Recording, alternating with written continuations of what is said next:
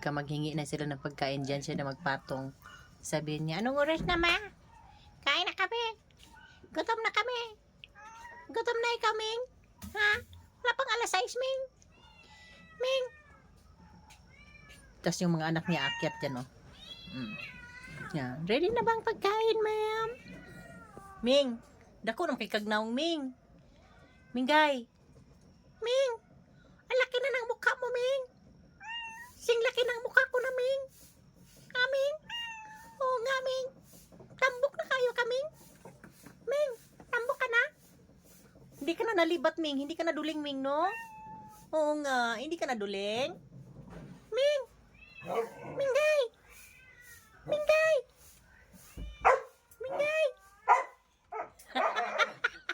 Minsan matatakot akong tumingin kasi pwedeng kumaka na pasukan na to ng espiritu.